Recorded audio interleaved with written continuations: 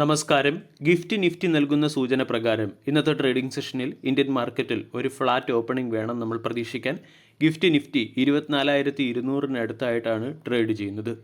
കഴിഞ്ഞ ദിവസം American market മികച്ച പെർഫോമൻസ് കാഴ്ചവെച്ചിട്ടും ഏഷ്യൻ മാർക്കറ്റുകൾ കോഷ്യസ് അപ്രോച്ച് വെച്ച് പുലർത്തുന്നതുകൊണ്ടാണ് ഇന്നത്തെ ട്രേഡിംഗ് സെഷനിൽ ഇന്ത്യൻ മാർക്കറ്റിൽ ഒരു ഫ്ലാറ്റ് ഓപ്പണിംഗ് നമ്മൾ പ്രതീക്ഷിക്കുന്നത്. കഴിഞ്ഞ ദിവസം അമേരിക്കൻ മാർക്കറ്റ് മികച്ച പെർഫോമൻസ് നടത്തിയതിന് പിന്നിലെ പ്രധാന കാരണം എൻവിഡിയയുടെ ക്വാർട്ടർലി റിസൾട്ടായിരുന്നു. എൻവിഡിയയുടെ ക്വാർട്ടർലി റിസൾട്ട് കഴിഞ്ഞ ദിവസം മോർണിംഗിൽ തന്നെ നമ്മൾ ഡിസ്കസ് ചെയ്തതാണ്.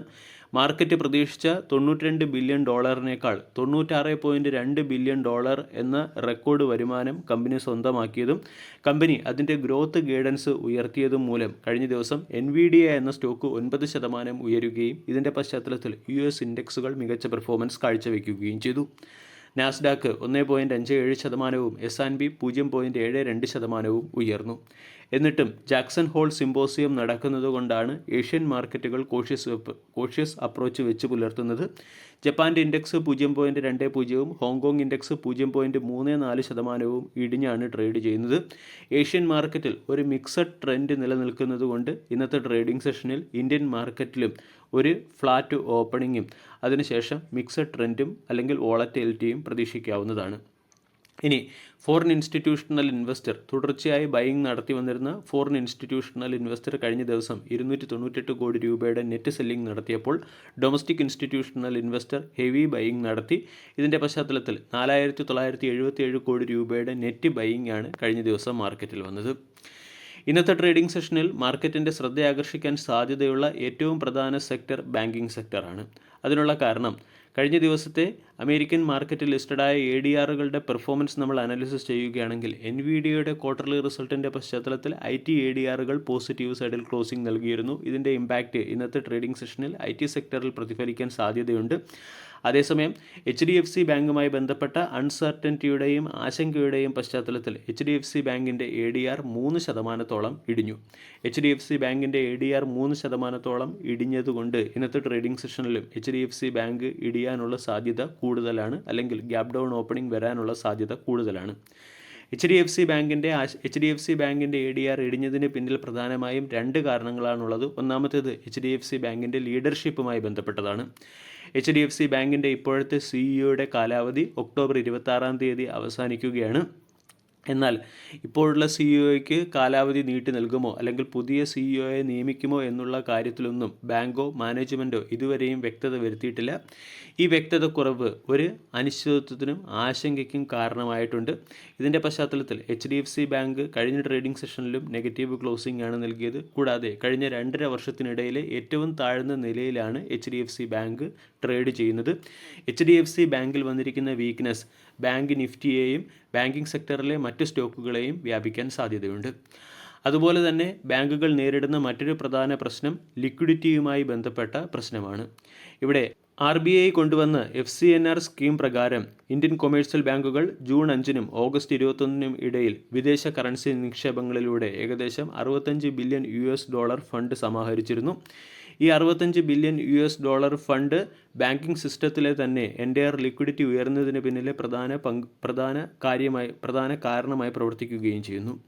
അതായത് ബാങ്കിംഗ് സിസ്റ്റത്തിലെ ലിക്വിഡിറ്റി ഈ ആഴ്ച 3.4 ലക്ഷം കോടി രൂപയിലേക്ക് ഉയർന്നിട്ടുണ്ട്. വരും ദിവസങ്ങളിൽ ഇത് 9 ലക്ഷം കോടി രൂപയിലേക്ക് ഉയരാൻ സാധ്യതയുണ്ടെന്നാണ് വിവിധ റിപ്പോർട്ടുകളിൽ പരാമർശിക്കുന്നത്. ബാങ്കിംഗ് സിസ്റ്റത്തിലെ ലിക്വിഡിറ്റി കൺസ്യൂമർ ഇൻഫ്ലേഷനിലേക്ക് മാറാനുള്ള സാധ്യത വളരെ കൂടുതലാണ്.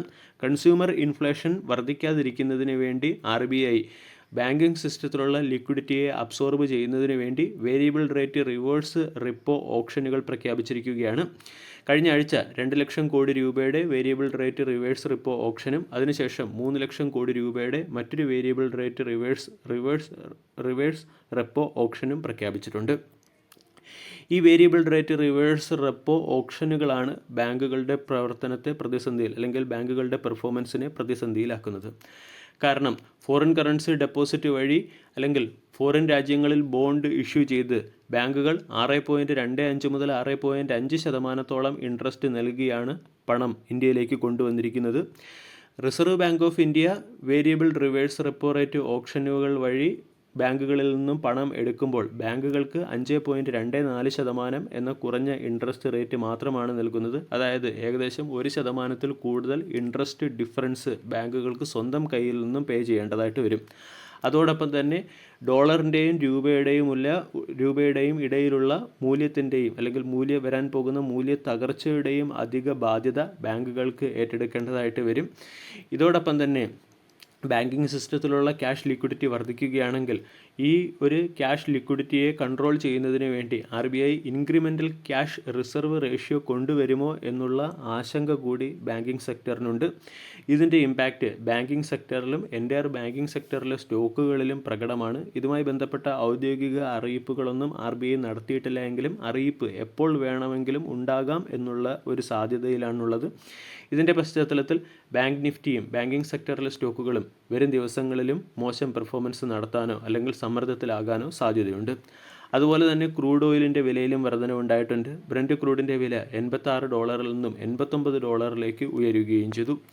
ഇവിടെ ജൂൺ മാസത്തിൽ ഇറാനും US തമ്മിലുള്ള ധാരണകളിലേക്ക് വീണ്ടും US മടങ്ങില്ല എന്നുള്ള അമേരിക്കൻ പ്രസിഡന്റിൻ്റെ സ്റ്റേറ്റ്മെൻറ്റാണ് ബ്രന്റ് ക്രൂഡിൻ്റെ വിലയെ $86 നിന്നും $89 ഉയർത്തിയതിന് പിന്നിലെ പ്രധാന കാരണമായി പ്രവർത്തിക്കുന്നത്.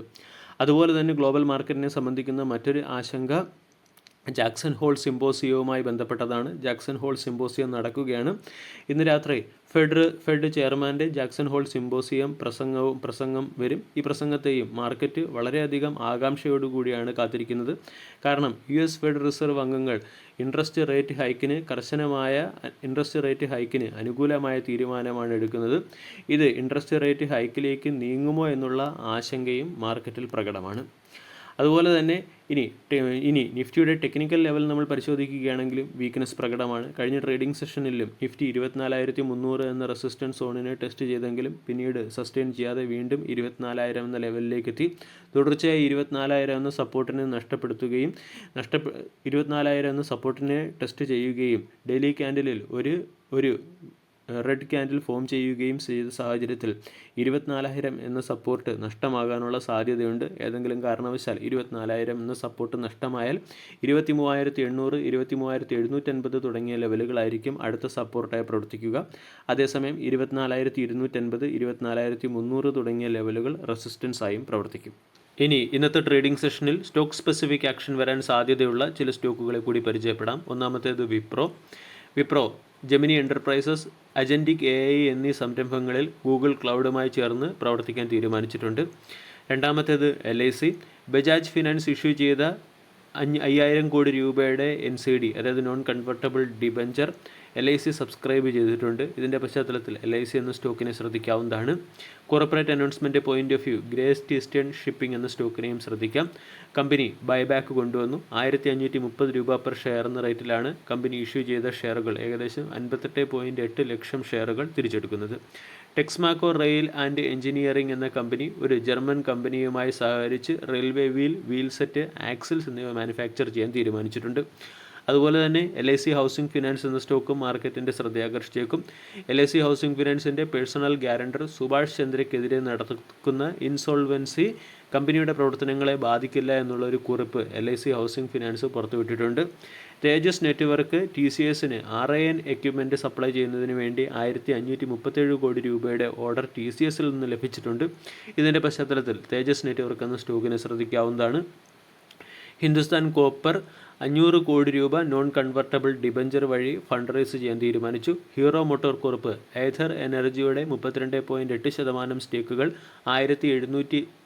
ഏഥർ എനർജിയിലുള്ള സ്റ്റേക്ക് ഹോൾഡിംഗ് 29.88% നിന്നും 32.8% ഉയർത്താൻ തീരുമാനിച്ചിട്ടുണ്ട്. 1,758 കോടി രൂപയുടെ ഇൻവെസ്റ്റ്മെൻ്റ് ആയിരിക്കും ഏഥർ എനർജിയിൽ ഹീറോ മോട്ടോർ കോർപ്പ് നടത്തുക. വീഡിയോ എല്ലാവർക്കും ഇഷ്ടമായി എന്ന് വിശ്വസിക്കുന്നു. താങ്ക്